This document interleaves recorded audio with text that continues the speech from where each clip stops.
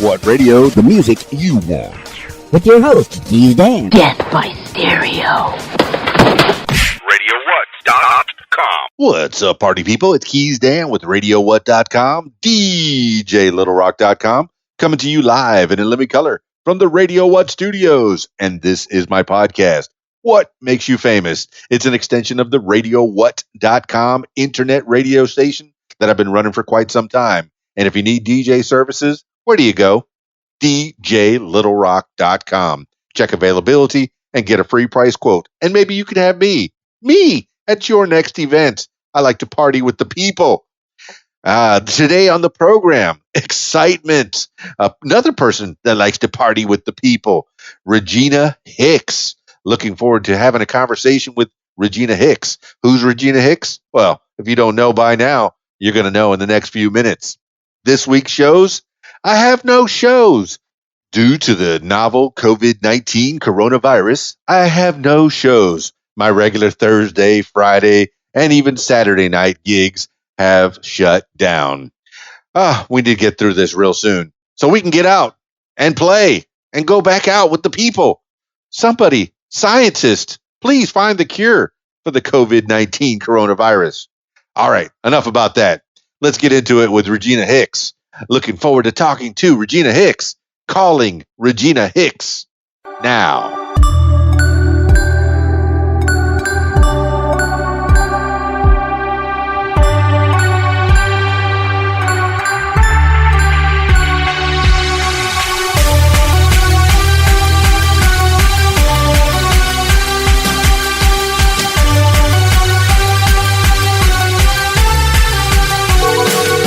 Hello. Hi, Regina D. Hicks, please. Hi, how are you? This is me. Oh, it's so good to talk to you. It's Keys Dan with the What Makes You Famous podcast. How you holding up today? I'm good. I'm just doing like everybody else. I'm in the house, quarantined, I guess you could say, and social distancing and, watching Netflix and just trying to pray and make it through. Well, this is your podcast, Regina Hicks, and tell the people why you're quarantined. This is kind of a little time capsule as we record this in March of 2020. Well, right now we have the COVID-19 pandemic crisis that's going around the world. I mean, so many people have been infected and impacted. I'm not going to quote stats and numbers because I don't have them in front of me, which is probably crazy, but a lot of people have died from this disease. A lot of people are vulnerable to it. So that's kind of why we're in quarantine here in the U.S. of A. We're trusting that Trump has the wherewithal to kind of guide the nation through this tough time and, spare us. A lot of the carnage of the rest of the world is really seeing, like Italy and China, like it's been really bad. Yeah, I'm with you. I trust that scientists are working on this. I think that we're going to get through this in the next month or two, and hopefully it'll be a distant memory real soon. Yeah, they keep saying that this is something that, it's better when it's cold. If your sinuses and your nasal passages are cold because you're breathing in cold air, just kind of, it lives better, it grows better. And I think with summer right around the corner, we're going to have heat waves across the country. I think the coronavirus is going to kind of die out. Its season is going to kind of go away. And I think we probably won't have this problem come May or June. Excellent. I'm in Georgia. I'm in Atlanta, so we get heat waves down here that are like biblical. Atlanta, GA. I'm a South Florida boy myself, and I just so you know the heat. Oh, I do know the heat, and I do know Atlanta, Georgia as well. I mean, I visited Stone Mountain quite a few times, just around that area, and I've been in Atlanta, Georgia, a few times as well. It's a great music town. A lot of great music comes out of there. Okay, Regina Hicks. Now that we've talked about what's going on now. The news of the day. Let's go through who Regina Hicks is. And should it be Regina D. Hicks or Regina Hicks? Regina Hicks is fine. D is just my middle initial, what's on Facebook. But my stage name, professional name, is Regina Hicks. I'm daughter of Don Hicks. He was one of the lead singers of the doo-wop group, R&B royalty, the Cashmere. So I grew up in a musical household. I come from a musical family. And music was something that was just in my blood. It was instinctive. I wanted to sing. I knew that from very early on. And I'm a singer songwriter. I won. I'm a award winning singer songwriter. I won an independent Tone Award for Best Original Song in 2018 for my single Trophy, and then I won Best Female R&B for the Underground Music Award 2019. So I'm hoping to continue to add to my resume, continue to put out great music for people to love and enjoy, and that's about it. Hey, that's it in a nutshell, Regina Hicks. Yeah. It's nice to put for a creator to create things, but it's also much nicer to be recognized and to be honored. When people come up to you after a show and go to your merch table and want to meet up with you and tell you how great you are, I imagine that has to be a good feeling. But the accolades that you get from getting an award, such as the one you got in 2018, I mean, how did you feel when you put something out into the world and an award came back to you? How did that make you feel? It made me feel very surreal. I'm a very modest person. So when people when I was nominated, of course I was excited. It felt really good to be recognized for my hard work. But then at the same time, there was a part of me was like, well, you may not win this one. You're just kind of out, just putting yourself out here. A lot of you're up against a lot of great artists that are kind of already kind of established themselves in the independent music world. So we won't get too excited, but we'll pray and we'll hope for the best. But we'll be grateful just to be nominated. And so to win, to be recognized, it's amazing. It's validation, it's vindication. For those that when people told me I couldn't do it or I wasn't able to do it, or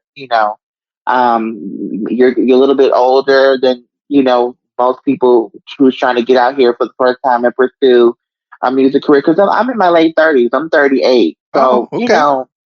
You're still a I'm not. whippersnapper. You're a kid. Yeah, I'm I'm still a 51. whippersnapper. Well, yeah, I'm still a whippersnapper, but in the music industry, if you're not 20 something, 18, 19, I'm a little older. So, there's people that are saying, oh, you're a little older. But I've always believed in my talent. I've always believed in what God and my father gave to me. So I knew, I could get out here and do it. Of course, you doubt yourself. You put stuff out there and you hope that it resonates with people. And I'm just grateful and thankful to my fans, the people that voted for me, my friends and family that support me.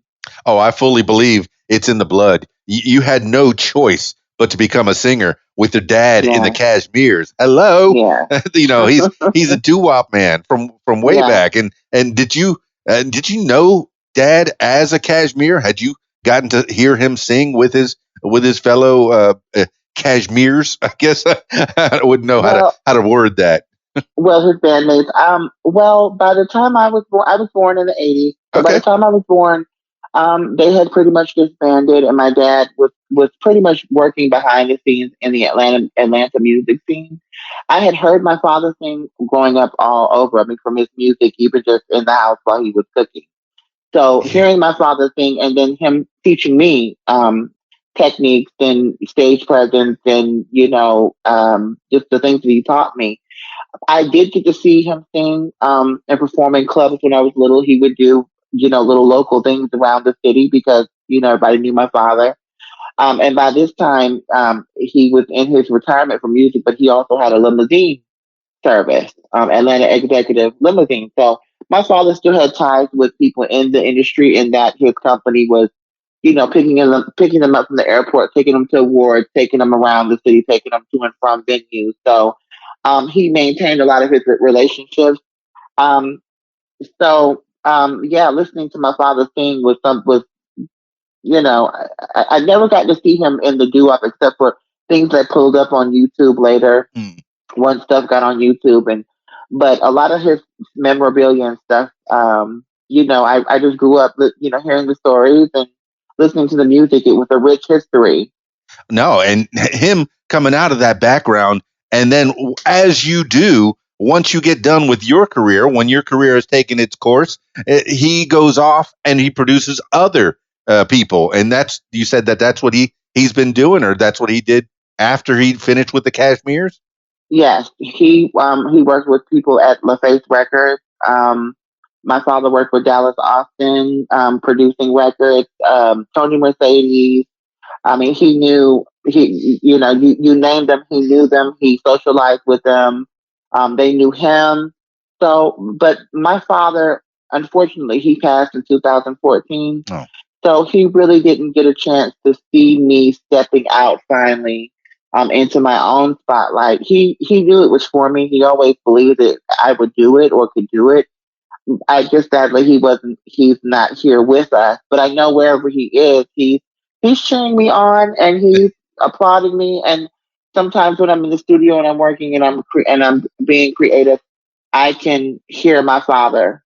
Just little tidbits he would tell me about my tone or my inflection or runs. So I know he's with me. you better believe it, Regina Hicks. It Yeah, sounds like, whatever you're doing in the music business, you're doing it in his honor and with his help. The spirit yeah, of him is with you, and with your yeah. with your faith, it definitely that has to help. So you had you been singing at all? Let's take it back to when a little baby Regina Hicks was born. I guess around the Atlanta, Georgia area. Were you born right Yeah. in the city or just around it? I was born in the city around it. Yeah. Oh, Um, how is it growing up well, in Atlanta, GA? well, I didn't grow up here. When my parents divorced, Ah, my mother, we moved to New York. So I grew up in New York. wow, We grew up on Long Island. And so my mother's, I'm half Persian. I'm half Iranian. cool. So my mother moved back to New York, and we were just around, her family, and I saw my father. I got to come down here and visit him. He was very much in my life. He wasn't, one of those absentee fathers. Even with the distance, I spoke to him. He called me on birthdays.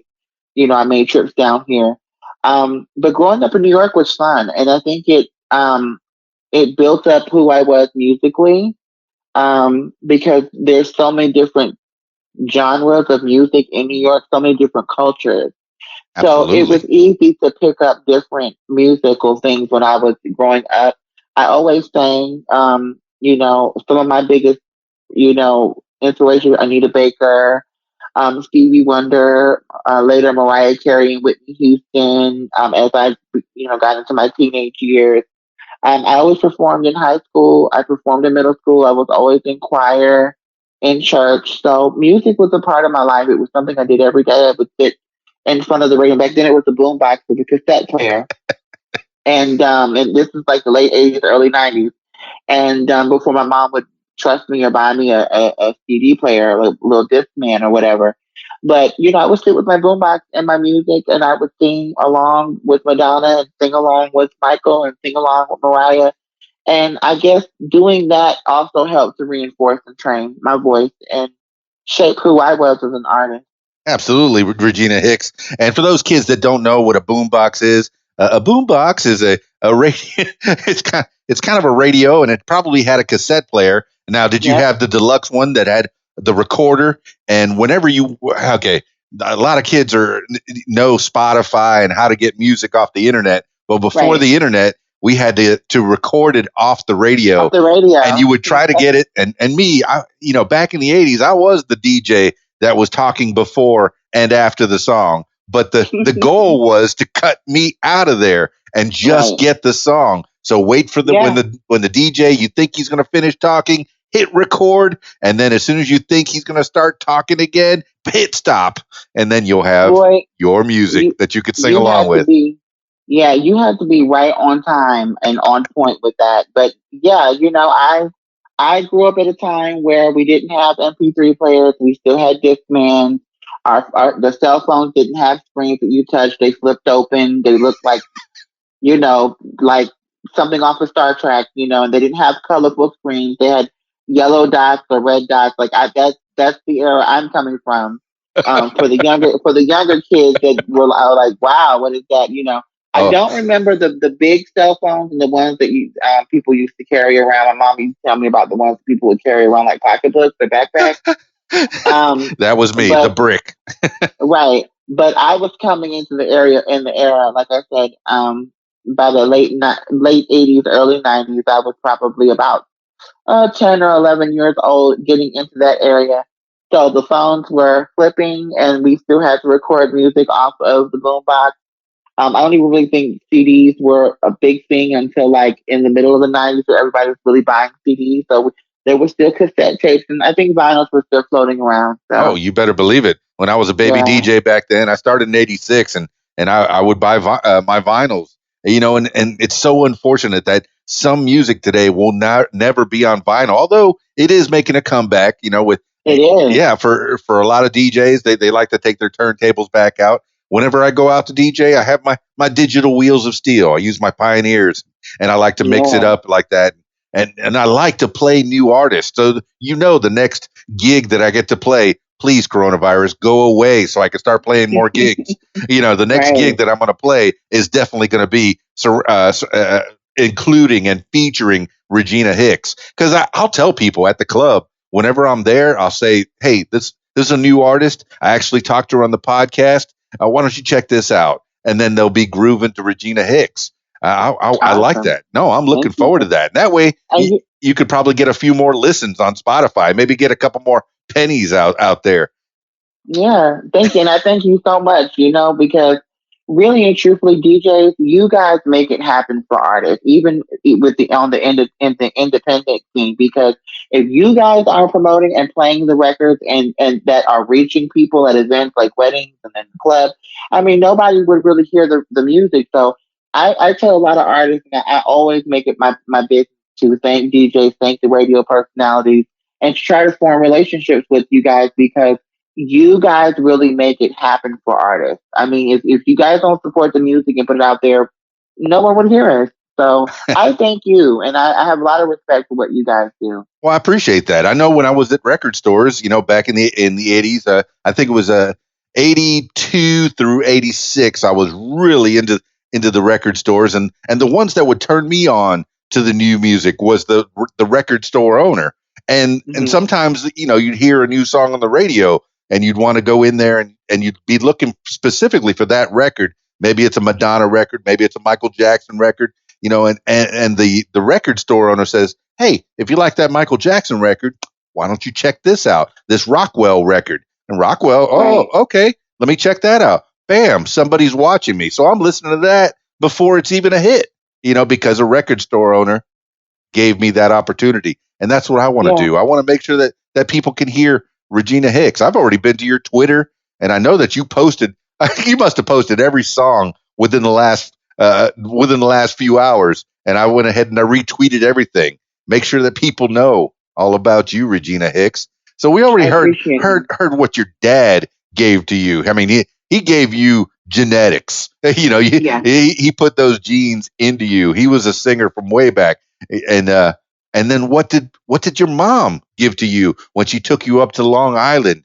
And what was she doing?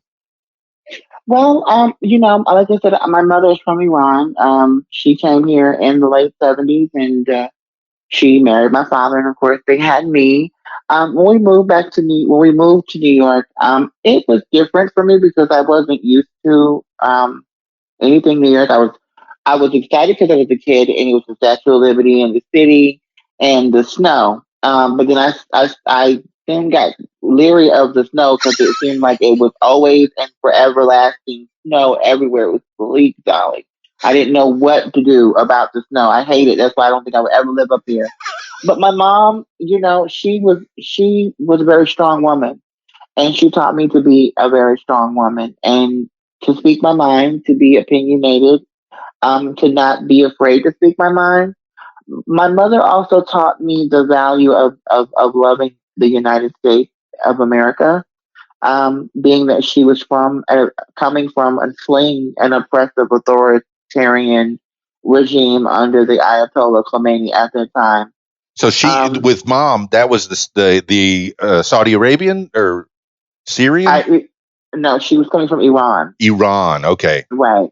And she came around the time when the embassy was um, um, there was a terrorist attack on the embassy, and the American soldiers and American personnel was taken hostage for almost a year. So when she came here, she faced a lot of bigotry and racism, being an Iranian woman. Mm. at the time, and dealing with that. And my mother always taught me that despite that, America is one of the greatest countries in the world. There's nowhere in the world you can come here and be as free and live as free as you want. It has its failings. No system is perfect, but America has probably to be the best one. And so she instilled that in me to love my country. She also instilled in me um, curiosity Mhm. to when it came to my education, to read, to study, to learn more about the world and life. And those are things that I think have made me that my mother gave me, have made me into the woman I am today. So my father and my mother combined together, I think they made a very solid, very intelligent, and talented young lady. I would have to agree, Regina Hicks. I mean, you sound great to me. This is the first time we're meeting, and my listeners are meeting you for the first time, probably, and they're getting to know a fine young woman that is making music, that is putting her talents to good use, and you had that upbringing. I mean, did mom remarry? Did you end up having any brothers and sisters? Yes, I did. My mom eventually remarried. I think I was probably about 9 or 10 years old. It was like 1991, Hmm. 90. And my I have two younger sisters, Renee Marie and Nicole. You could brag on Um, them. yeah, they're beautiful young women. They're strong, empowered. They got that from my mom. Um, like I said, she's a very strong lady, very upright. Yeah, and by the time they came, I was already kind of going into my teenage years. Hmm. So it was really a joy to have younger siblings. I want, most people don't want a baby sister or a baby brother, but I wanted it. But having grown up, at least on my mother's side, an only child, my father there was 10 of us, and I Mm. was the youngest of his children. Of course, he was older than my mother, by some years. So, there was an age difference between my mom and my dad.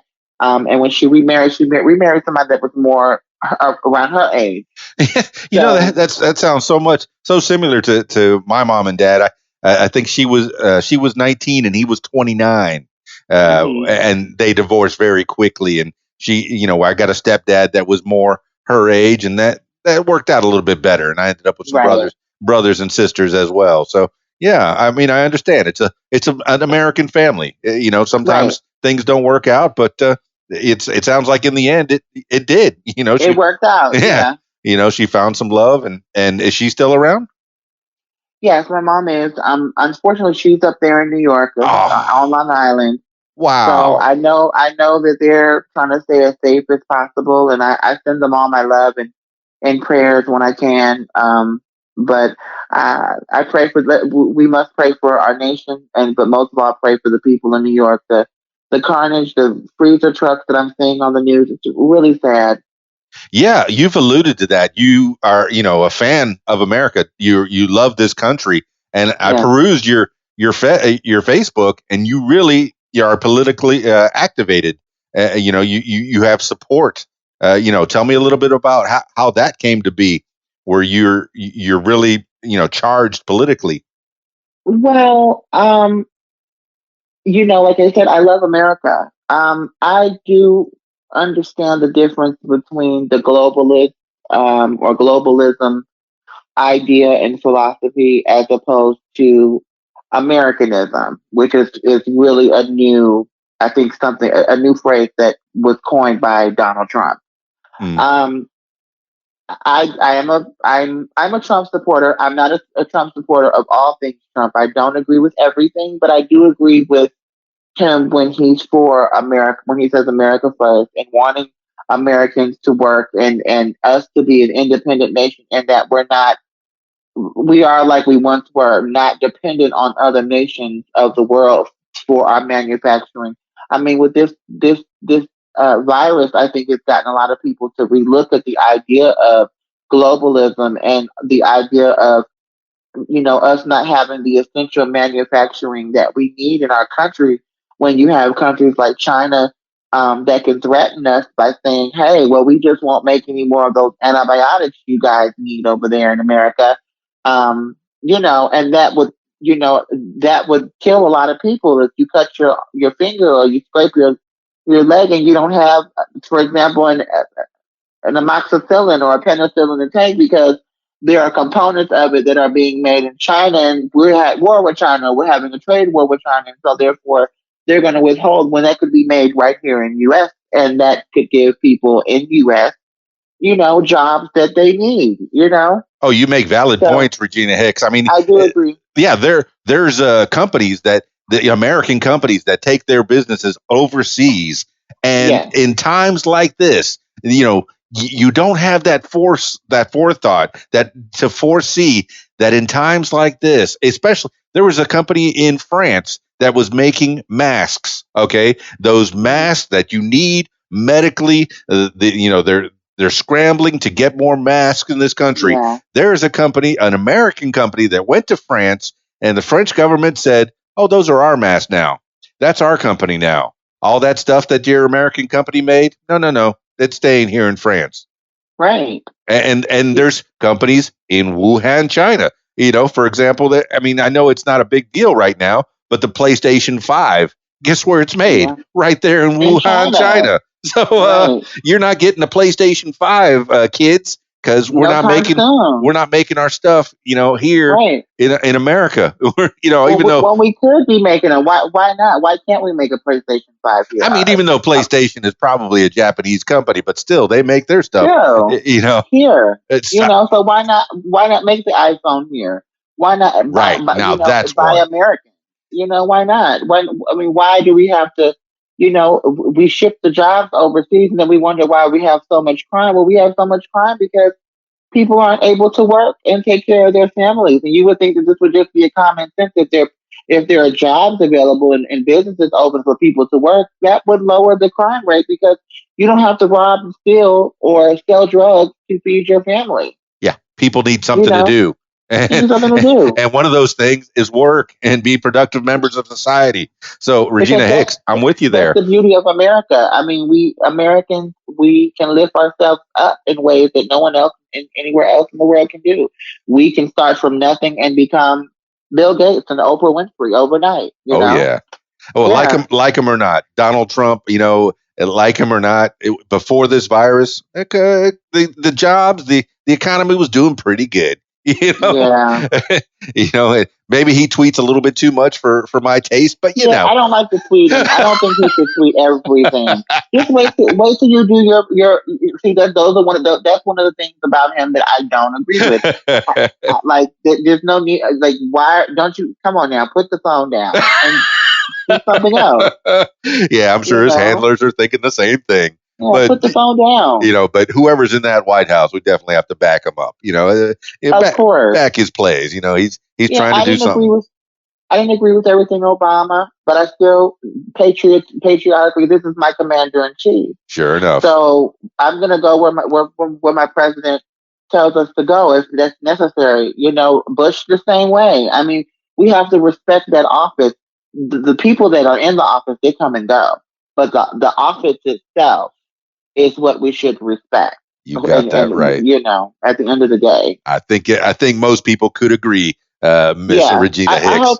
I hope so. I don't want to be I try not to be controversial.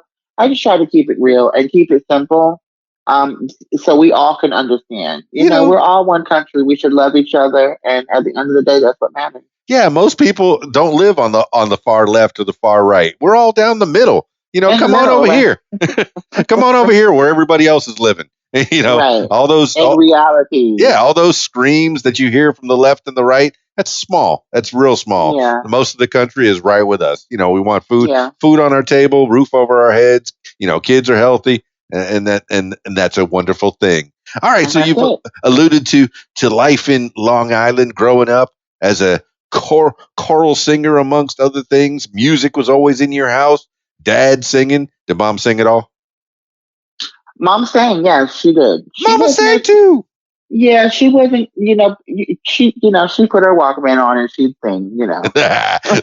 That's my mom. She used to say, "Do you want me to sing to you?" And I'd say no, and she said, "I'm going to sing to you anyway." Okay. But no, there was always music in the house, and that's a Yeah. beautiful thing. Oh yeah. That leads me to believe that there was a good childhood, and you had the Yes. strength of mom teaching you how to not take stuff from anyone. And so how was that in relationships? I mean, growing up, did having mom whispering in the background, telling you don't need anybody, you can do stuff on your own. How was your relationships growing up? Well, I mean, I wouldn't say I was a popular person. I had friends. Hmm. I was very independent. I Yeah. was, I could be by myself and be fine, and I could be with a group of people and be fine. I never really wanted to be the life of the party or the center of attention growing up. So I think I just kind of was in the middle, like you would say. I had friends that I loved and adored, and I felt loved and adored me. I had regular experiences. When it came to relationships, my mom, she of course gave her two cents if she didn't like a guy, and she would tell me why. And usually, mom was right, And I didn't. And when I was, a little younger, I didn't really listen to mom, but I knew mom knew best, and mom would always be right. And I was, mom, you're right. He's exactly what you said. She was like, hey, I'm a little older than you. I've been doing this. I've been dealing with men a little longer than you. So hey, listen to mom when she tells you, what to look out for. you know And just you could say that so you're blue in the face, but no 16-year-old is ever going to think that their mom knows everything, even though they no, do. 16-year-olds, mamas yeah. know everything.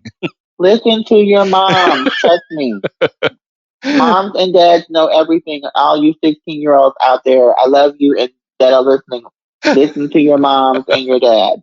Absolutely. That's words of wisdom from Regina Hicks. Yeah. So taking us through Save the you a whole years. lot of grief. I mean, what were your first jobs?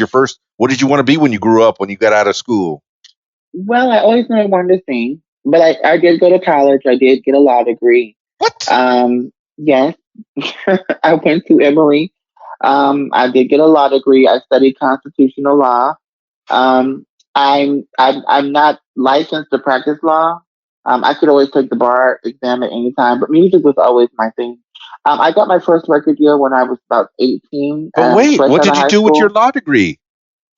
Um, I mean, I still have it. I don't practice law. But if I wanted to teach, I could. It was just something that I could fall back on. If I wanted to practice law, I could take the bar exam in the state of Georgia because I'm in Atlanta now. If I wanted to practice law, but it wasn't something that I really wanted to do. I did it to kind of please mom, Oh, okay. and All right. So yeah, yes, there are a lot of people that have told me that they do things from time to time to please the parents. It's something yeah. to I mean, fall because back on. my mom was very practical. She knew I could sing and blow up one day and win Grammys and all that. But my mother would always say, it's a good thing to have a astronomical dream, but it's also a good thing to have a realistic one as well. So find something that you would feel that you could do to make money, and that you could have a career in. And so law and constitutional law was something that I wanted to study in college, and I ended up going to law school and getting a law degree. I just, after that, I was like, okay, I've got it, but this really isn't where I want to be, what I want to do. And that's when I started to say, you know what, I'm going to start taking my music seriously. This is really what I want to do. I would look at other artists on the road and see and be like, why is that not me out there? I should be out there. And then I got tired of hearing my friends say, girl, you can sing. You got an amazing talent. Why are you not rich? Why are you not a millionaire? And I'd be like, well, yeah, I guess I haven't been serious and I hadn't gotten in front of the right people, Huh. you know. So how did they know you could sing? Were you singing at bars? Were you singing at clubs? Or you Oh, karaoke, singing in the karaoke? car with them, singing, just in the house, singing, hitting notes. They'd be like, why are you not singing? Why are you not on the radio? You need to stop playing. Like, this is your calling. This is your gift. And I think after hearing it so much, and the last time one real good conversation I had with my father when he knew I was just kind of getting started, getting with producers and starting to write music and get things going, he passed sadly. But one of the last conversations we had is he was saying, "Look, this is something that you always wanted to do. Life is short. You only live once. You're not going to come back and get a chance to redo any of it. Go for it. What do you have to lose? Just go for it." And that's been my attitude. When people would say, you're almost 40, you're probably a little too old. You could see if you were already an established artist, you were already out here. But, and I'm like, well, no, because if I look at the career of Tamar, she started late. Mm. So, and she was in her late 30s. I don't think it's about your age. I think it's about the content of your music, the fans liking what you're offering them, get them getting to know you and your personality. I don't think they really care about your age as long as when they push that play on their MP3 or on Spotify, that's the bop they were looking for. Oh, As long as it's the bop that they're looking for and it makes them feel good, they're going to love it. oh, I've spent the day on your SoundCloud just listening to the smooth jams of Regina Hicks. Now you do some solo stuff. Now, wait a minute. I'm trying to get the timeline here. You say you had your first record deal when you were 18? Yeah. So your dad was fully aware of your. He didn't pass till just recently. You were Right. 18, and he knew that you wanted to get into music, and he Oh, helped you yeah. along. Yeah, my first record deal was with LaFace Records under Tony Mercedes. I was still in high school, and my dad was at that time. He was kind of like, "I'm too young." He wanted me to wait, a little bit, and so during the negotiations of the deal, things just kind of went. You fell through, and my father didn't really feel like the deal was a good deal. It was a 360 deal. Mm, He didn't want. He felt like I was going to walk away with nothing. And we're talking about 98, 99 now. I'm 18. yeah. 19 years old, and coming out of high school. And he was like, "Well, why don't you wait? There are better offers that can come your way. Don't just be so quick to just sign anything because you can sign your whole life away, and that's it."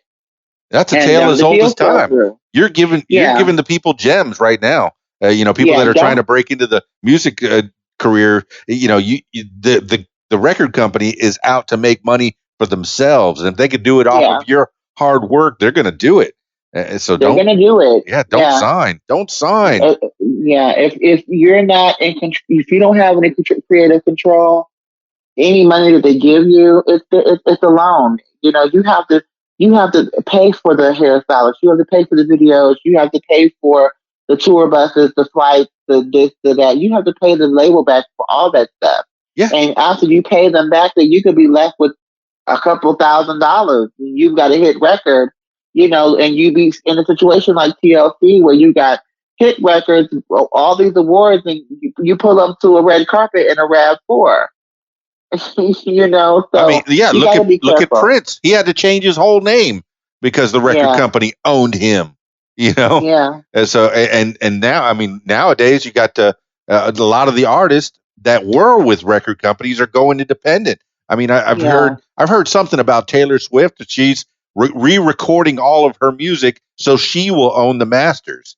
right. And that's what artists are able to do right now.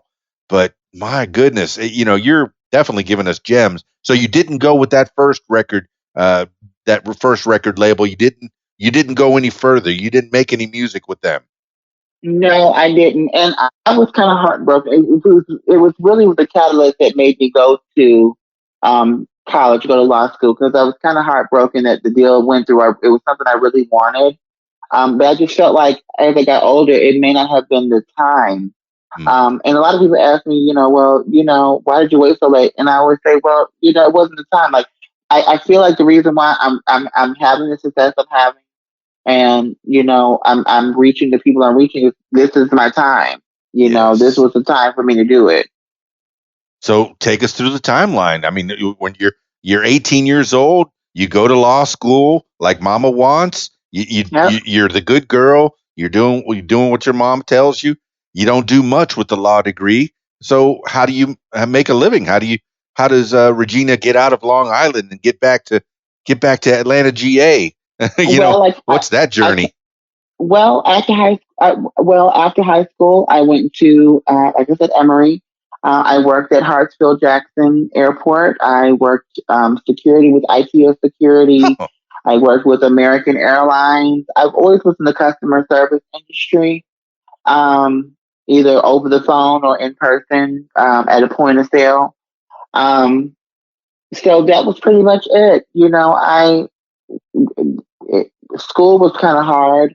I took some time. I took like 2 years out of school, and I went back to school. mm-hmm, And I didn't really finish until 2007, mm-hmm. 2008, right around the time Obama was getting ready to be elected.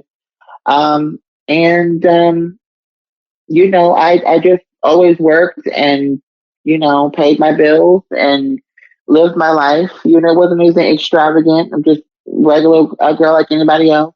But nothing you can Had feel passionate about. The the music only is thing I felt always passionate. music is always in the back of your head. And you say you were Yeah, writing songs when you were as a teenager, or did that yeah. come later?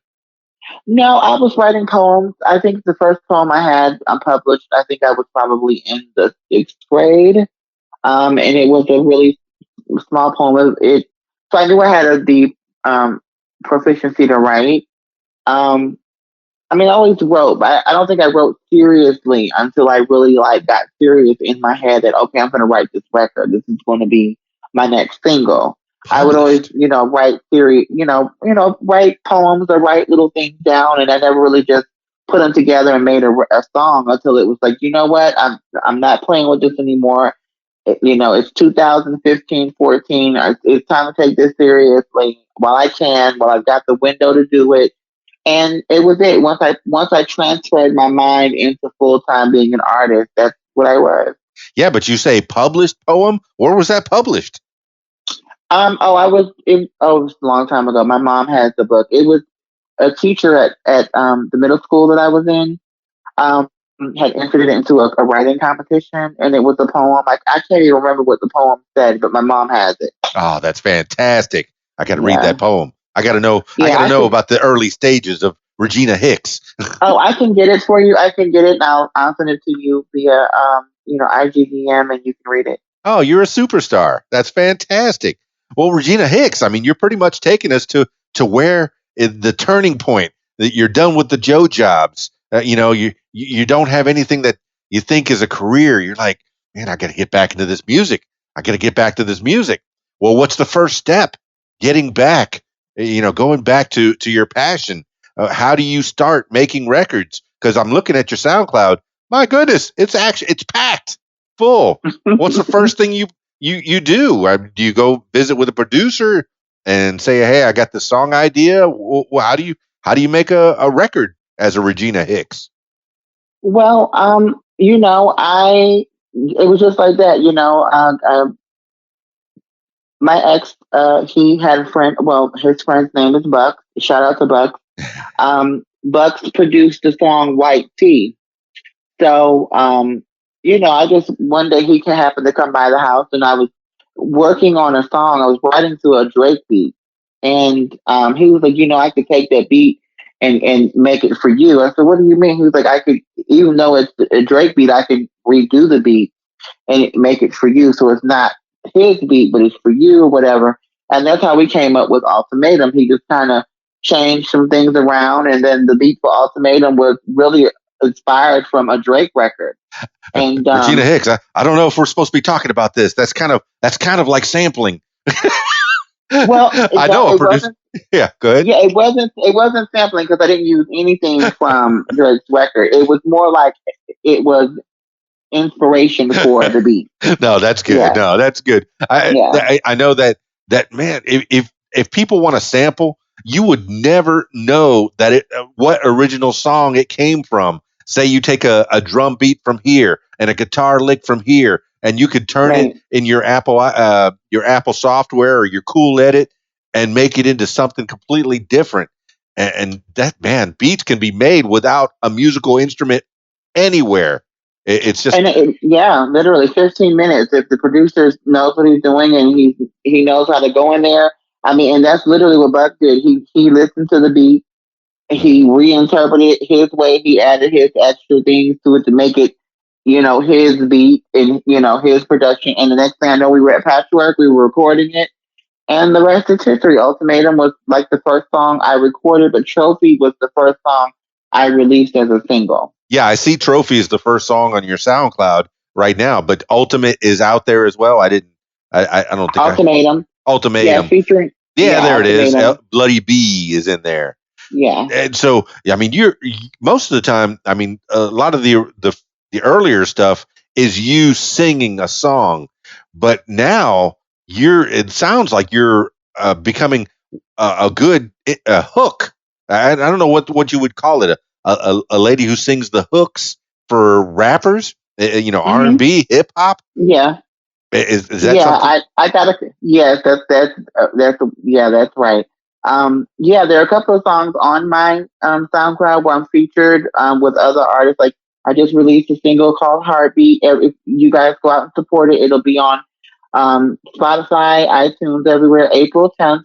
The song is "Heartbeat." And I want to give a special shout out to my boy Tommy Track. He's in the hospital right now. He's in New York. What? He had a stroke the other night. And I found out about it. One of his business partners hit me up on Instagram. We just did this record. And he approached me and he was like, "Look, I got a song. It's about my kids. I think you'd really be great on it.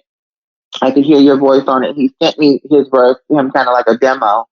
And I was like, you know what? I really feel this record, being a mom myself and having kids, is like, you know what? I could relate to what he's saying. And that was the record. I think it took us maybe a week or two to record.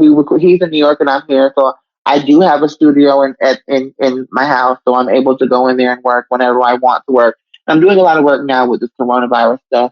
But I just went and, and just wrote down how I felt. And that's where Heartbeat came from. And I'm really proud of the record. I was really glad that he approached me to do it. I think there's another one I worked with, Poetic Killer. He's out of Boston, Massachusetts. We have a song, "I Want to Know What Love Is," featured on his album. So I've been blessed to work with a lot of amazing artists that have approached me to work with them because they want my voice on their song, and that's awesome to me. Like that's a dream come true. Well, Regina Hicks, you're pulling on my heartstrings.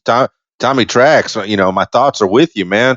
I hope he pulls out of this stroke. Yeah, You just put this song together, and it's a beautiful song, so smooth. I mean, it's just thank you. for chilling and just listen. You can kick back and whatever you're doing, just put that song on. Heartbeat, Tommy Tracks And then feature. he has his, Yeah, and then like you hear his kids in the song, and it's really sweet. sweet, so sweet. Yeah. Well, okay, had you met him, or do you know Tommy Tracks face to face, or is this something that you put together online? No, we've never met face to face. But Wow, I've always supported him. And he's always supported me since I kind of hit the scene, independent scene. Um, technology is yeah, fantastic. I've talked to yeah, people all over the world. I know there's an Australian guitarist that has an Iranian bassist that has a German drummer, and they put it all together in Australia, and they came up with a song. People can do that online. You got a studio in yeah, your house. Anybody with a computer and a good enough microphone can, a nice mixer or some, can put together music independently. So did you ever sign with anybody, or you putting stuff out independently? Well, I did sign with the record label. Uh-huh. I don't really want to blast anyone or put anyone on blast, but it didn't work out. It wasn't a good fit. I thought it was a good fit. Okay. And we ended up parting ways amicably. And you know, now I'm independent. I'm just doing my own thing. I'm not going to sign a deal with anyone or anybody else because I'm capable of doing it on my own. You're smart, Regina But Hicks. I you think the live and you record learn. the record companies are running scared because we can do it all on our own now. Now, any Yeah. of the songs that you put together with that record label, are you able to use them on your own, or are they gone forever? Oh yeah.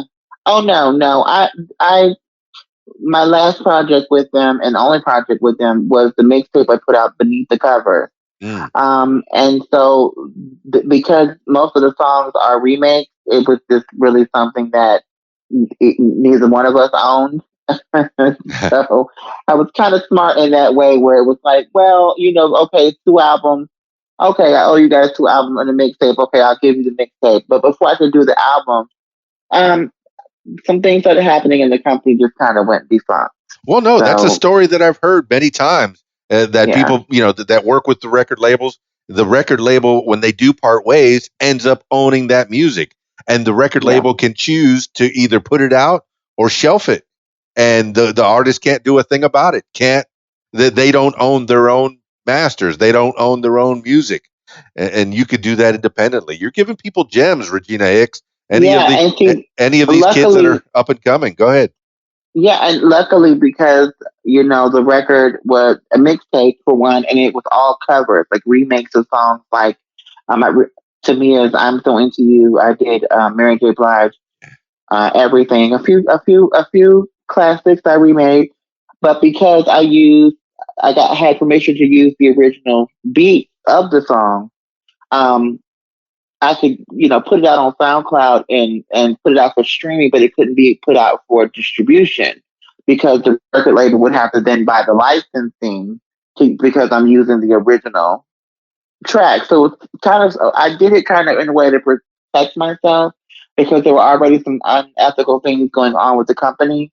So I just did it that way. It was kind of the smarter way to do it to not end up being in a hole with them, but to still deliver on a project. And Regina you Hicks, do know, you think that having all those book smarts and having that law degree helped you along, to keep yourself safe and oh level headed?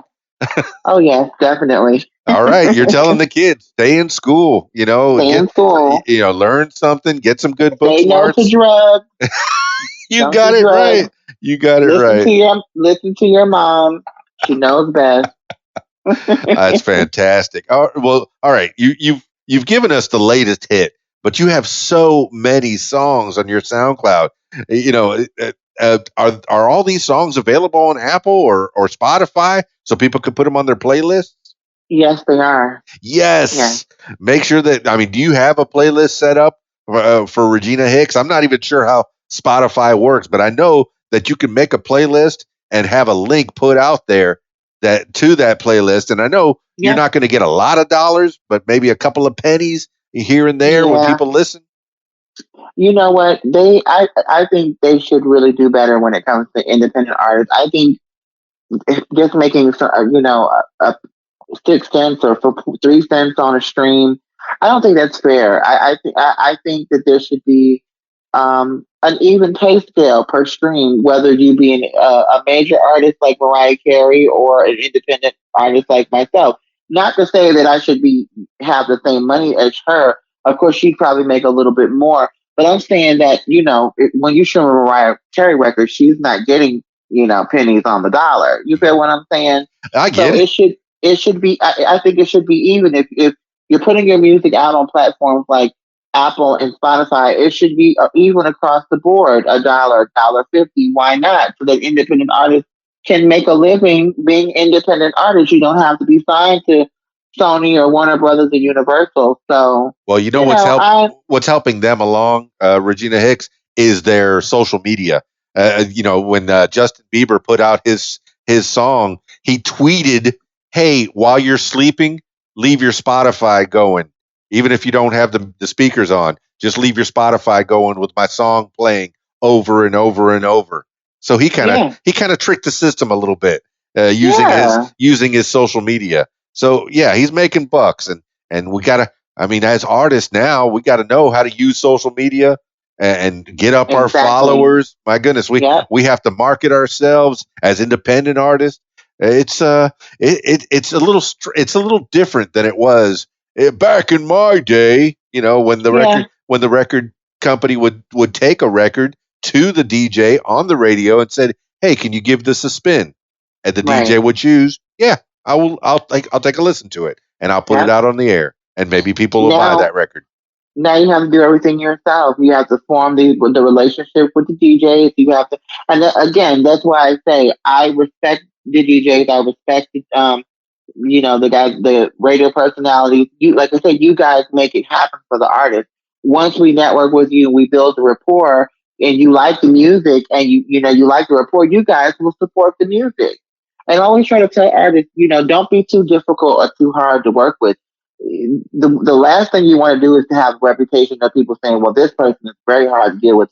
They're late, they don't ever come on time, they're not on time for interviews, so they're not on time for their show.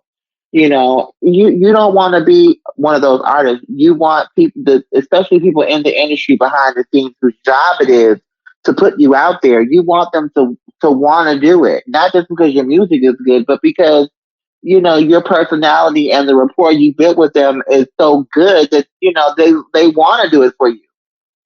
So it's really important to have those relationships. And again, I think DJs like yourself and radio personalities that do just that make it happen for us artists. Hey, words of wisdom, Regina Hicks. Hey, who's doing the artwork? Because the artwork for Heartbeat is wonderful. I mean, it's very striking. It calls attention to it. Makes me want to play that song because I see the artwork. That for me, the album, and I miss having big record albums, was the artwork. Who did the artwork for Heartbeat?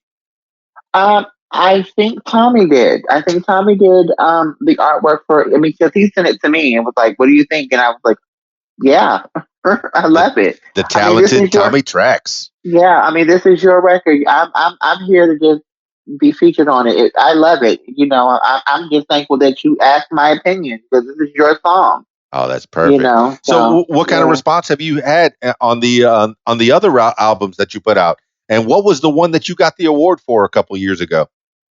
Oh, the response to most of my music has been pretty good. Of course, everybody has their opinion. They say things, oh, something's pitchy or something could have been mixed or mastered. I mean, everybody's a critic. What can you do? Well, that's what remixers are for. I mean, Yeah, sometimes I mean, you could send somebody your vocal tracks, and if they're good remixers, they may come up with a whole nother song. You'll end up from an R&B hip hop song to a dance track or even a rock song. right. Using your It's same vocals, and hey, same it could vocals. go to a different market there. Right. You might be played out in Ibiza by one of these Yeah. DJs, and the kids will be That'd dancing be awesome. and having their glow sticks out there listening to the Yeah. sweet sounds of Regina Hicks. That would be awesome. I mean, I love all types and genres of music. But, I've been blessed to work with some pretty high standard industry people. A shout out to T Zone of Hitlanders. He's worked with Keith Sweat. He's worked with Mary J. Blige and Mariah Carey and Whitney Houston. He's mixed Trophy. He mixed Ultimatum. He mixed Real Love and Believe. I Nice. won From the the I beginning, won you had from the some good beginning. help. Yeah, from the beginning. Um, Again, just networking with people. The I won the Independent Tone Award for Best Original Song for the my single Trophy in 2018. Yeah. And again, that was amazing to have a song that I wrote, be recognized as the top original independent song of 2018 because it was everything. It was mind blowing. I was very humble. Yeah. Right off the bat, you're coming up with Yeah. hits. People are loving them. Are you able to make a living as a songstress now? Are you going out and performing live in front of people? Yeah. I mean, well, with coronavirus I has really know. messed up my Up 2020. till now. Up till now. What kind Yeah. of I performed at several clubs here in Atlanta. I I had some things set up and booked. I was trying to work on doing a 4 or 5 city tour. But right now, like again, with this coronavirus mess, have to stay at home, have to kind of shelter in place. So Oh yeah, we're all on things have hold. been kind of postponed. My album, I was hoping to release my album, Her Story, by the summertime. It looks like I might have to wait till around October or November by the end of the year Well, for that's a quarter playoff Michael four. Jackson history. Yes, it is. And that's amazing that you caught that because a lot of people didn't catch that when I announced the album title. But yes, it is. And it's kind of in some ways homage to him because he never came out with his story book two. Right.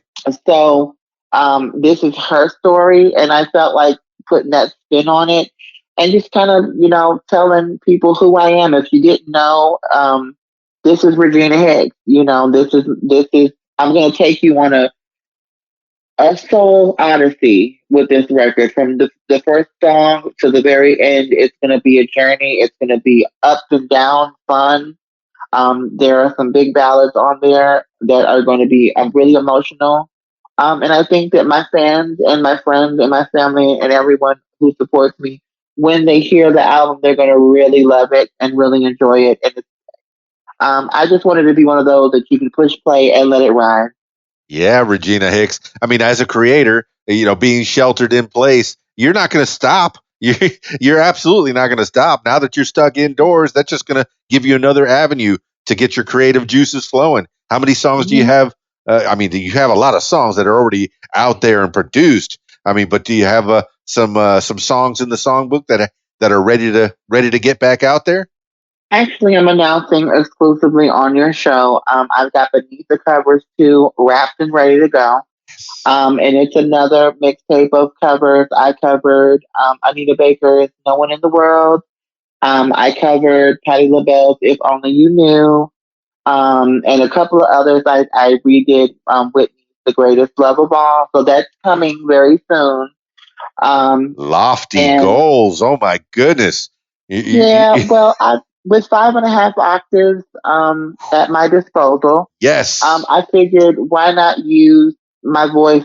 I wanted to pay homage to some of my favorites: Whitney, Mariah, Patty, Anita Baker.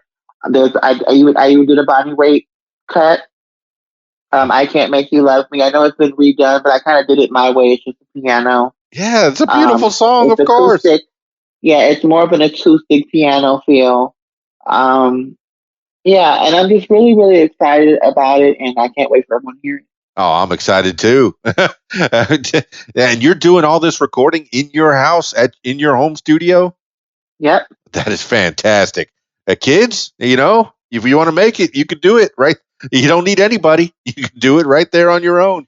And for the longest time, I thought it would take a whole lot of money to be able to have a studio in my house, but it really, I think the most expensive thing I paid for was the Apple MacBook. I mean, even the microphone system that I got that T-Zone recommended for me, it was no more than like $300. It wasn't really expensive, and then I have the Kiotica eyeball isolator filter on it.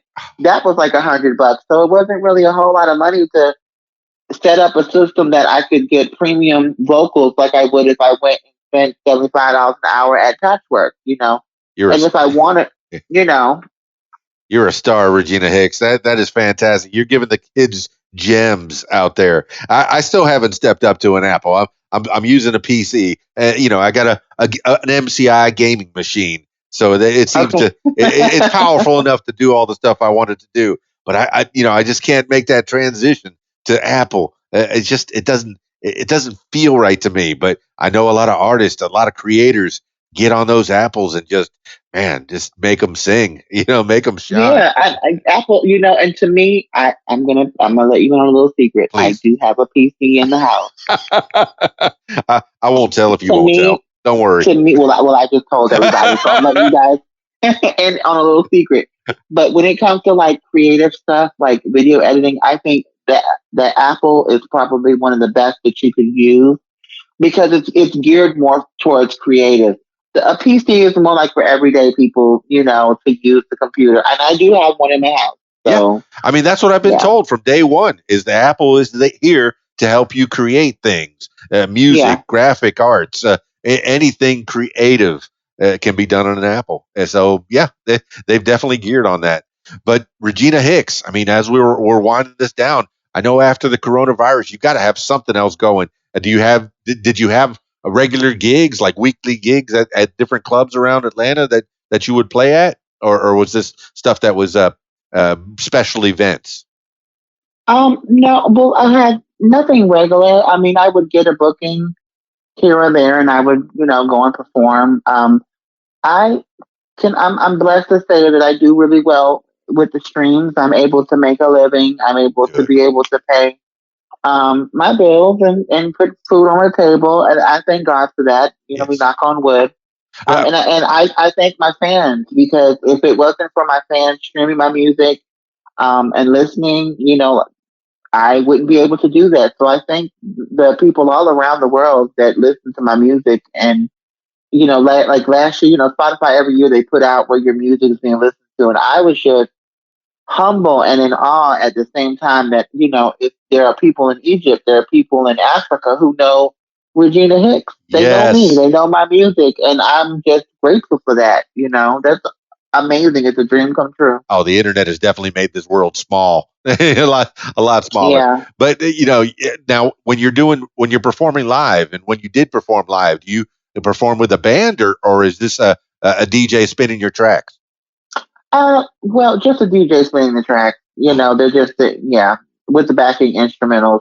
Oh, that's And cool. that's really all I need, in the microphone and a little stool to kind of sit down on for a slow number. But yeah, I mean, that's pretty much all I need. I have performed with live band. To be honest, I do prefer, because with the live band, if you know how to lead the band, they'll follow you. Oh yeah, Um, oh yeah. so you could, Being a DJ, I'm not afraid of saying that bands are great. I mean, if you get a yeah, good party band, that'll make your events soar. yeah, Definitely. If they got two or 300 songs in their pocket, maybe 50-50 original and covers, or yeah. 80-20, whatever. Yeah, a good party band is good. Do you have a band that you've worked with in Atlanta? No, I don't. But I did get the pleasure to work with one at last year's Midtown Music Festival, and it was amazing. I mean, it was everything I thought it would be. Because when you work with the band, you can kind of embellish a little bit more when you're singing, and so they follow your lead. Oh yeah. I mean, this is something I picked up watching Whitney. She would sing, let's say, for example, Didn't We Almost Have It All? And the way she would embellish it didn't sound anything like the record until she got to certain points, and the band was right there with her. So an amazing band can do that, and they were amazing. And when you're working with a backing track, you're kind of just constrained to sing it like you would sing it, on the record. Oh yeah.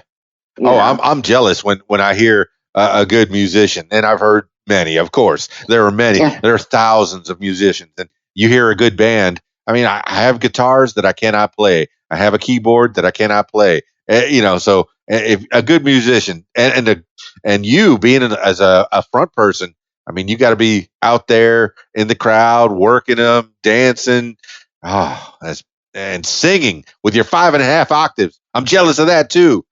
yeah. I don't dance. I kind of move around a little bit. I'm not really a dancer. No, no, you're Like Whitney. Whitney didn't yeah. dance. Whitney Yeah, kind I of just stood in kind of one move. place. Yeah, well, yeah, I work the stage, but and you know what? I wish I could. Uh huh. I mean, I can dance. Don't get me wrong, I can dance, but I couldn't. I couldn't dance like the way I dance and sing at the same time. Because it would just kind of throw me off. And I've tried it out a couple. It's just not for me, and Oh, it's not that's for right. everybody. No, that's great. No, you got the Yeah, chops. They're here to hear you sing. Uh, yeah, they know when they go to a Regina Hicks show, they're going to get some good singing, some talents. yeah. That's what they want to come. That's what they're paying. To come and see, and that's what I'm going to give them. How do they get a hold of you, Regina Hicks? Well, I'm all over social media. You can follow me on Instagram at Real Regina Hicks. I'm also on Twitter. I about to say Twitter. Twitter at Real Regina Hicks. You can follow me on Facebook, Regina D Hicks or Regina Hicks. However, whichever. Yeah, why do you have two of Um, them? well, one is more of like a personal page, and then the other one is like my artist page. Okay. Yeah, and then you can also find my music on SoundCloud, Real Regina Hicks, Reverb Nation, Regina Hicks. I'm on iTunes, Spotify, Pandora, Amazon, Google Play, you name it. I'm out there. Just type in my name. I'll pop up. iTunes, Apple Music. I'm out there. So please go out there and show your love, support the music. To those of you that support my music, I love you 100%. I wouldn't be where I am without you guys' support. Um, and yeah, that's me. Fantastic. I mean, I've looked up a Real Regina Hicks is definitely a good brand for you. That way people can find you. I know I found your Twitter and your Instagram very easily there. And your Facebook is pretty easy to find as well. All right. Usually I finish these things off with last words for the people. Could be some last words to live by that you have, something that maybe your mom or dad, said to you, or just something that pops up in your head right now at this particular moment in time.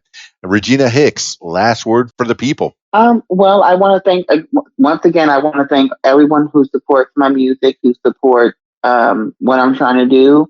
It means so much to me. I want to just leave everybody with a verse from John 14. Let not your heart be troubled. We're going through some trying times, not only here in America but around the world. Stay at home, wash your hands, follow the guidelines. Keep yourself and your loved ones and your neighbors and strangers in the community safe. God bless, and everyone, stay safe and love each other.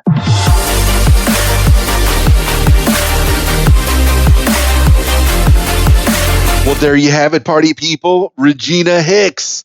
I knew she was talented. I've been listening to her music all day long. She's got the smoothest jams. I mean, just hip hop, R&B, just smooth jams and great vocals. Oh, take a listen to Regina Hicks. And on top of that, she's a brainiac. She's smart, book smarts. She listens to her mama, and she stays in school, and she could be a lawyer if she needs to. But it looks like her music career is going just fine. It kind of reminds me of was it Dr. Ken, who he was like a fully certified family practitioner. Then he realized he was funny and became a comedian. And is he practicing? Is he a practicing physician now? Nope, he's a comedian. So I'm glad you had that law degree in your back pocket. It gave you the wherewithal to steer clear of any record company contracts that didn't seem legit. So you have that knowledge in your background. Regina Hicks, you schooled us. Yeah, I mean, you gave me knowledge, so I know that my listeners have gotten some knowledge in turn about how to put your music out to the world. You don't need no record company. You don't need a record company. You could do it all by yourself. You could do it independent. But, not exactly by yourself. You have good producers too. So it's nice to have a good ear that you could bounce off of. So you work well with others. That says a lot about you, Regina Hicks. And your music is quality. It's not like you're recording it, in your basement or whatever, and then just putting it straight out there. You actually have a producer that helps you to discern and put the music together and put the tracks, mix it up properly and master it. Yeah, you're doing the job. That's why you're making a go of this music career, because you're doing the work. Kids, a music career is not easy. It's work, just like any other job. Yes, the rewards can be big, but only if you work at it. A message from me and Regina Hicks to you. Thank you so much once again for being on the program, Regina Hicks. Find her everywhere. All right. If you want to tell your story, I'm talking to you this time, the loyal listener. If you want to tell your story, I encourage you to give me a call at 501-470-6386 or email info@radiowhat.com. That's it for me. It's Keys Dan, radiowhat.com, djlittlerock.com. Peace. I'm out of here. If you like what you hear, follow What Makes You Famous social media. Use the hashtag What Makes You Famous. Follow on Facebook at What Makes You Famous. Follow on Instagram at What Makes You Famous. Follow on Twitter at Makes Famous. And follow on YouTube at Keys Dan. Leave What Makes You Famous podcast a review and subscribe. Listen to What Makes You Famous podcast on Podbean, iTunes, YouTube, Stitcher, Google Podcasts, and Spotify, and almost anywhere you find podcasts. Tell your story on my podcast, What Makes You Famous. Call 501-470-6386 and leave a message to set up a time. You can support What Makes You Famous using the PayPal link, paypal.me /KeysDan. Email info@radiowhat.com. What Makes You Famous podcast is a production of Keys Dan Enterprises Incorporated at keysdan.com. Thank you for listening. Radio What? The music you want with some great quotes. The only thing we have to fear is fear itself. Franklin Delano Roosevelt from his first inaugural address. The music you want. RadioWhat.com. This is Keys Dan. And this is Shelly G. And you're listening to Radio What? .com.